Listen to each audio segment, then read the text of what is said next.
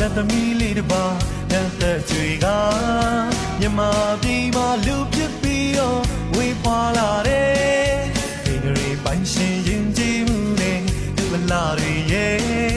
မြင်လျင်မြင်ချင်းမဲ့ခွဲချစ်မိစေတယ်ကိုယ်နှလုံးသားကလည်းမျိုးတို့ပြခဲ့တယ်ချိန်မှန်ထားတယ်အချစ်ပန်းကောင်းတဲ့ဝင်မှုခွဲဆိုကူလက်ကလန်ကြွေ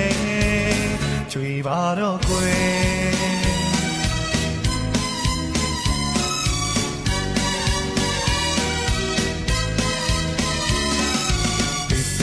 ဒီနေပြစ်ခဲ့သည်များတို့ပြုပြင်မယ်အိမ်ယာထူထောင်အတိတကျဖြစ်ဖို့ကြိုးစားခြင်းတဲ့ကိုချင်လာသူကိုကြီးစားလေးပြင်းတဲ့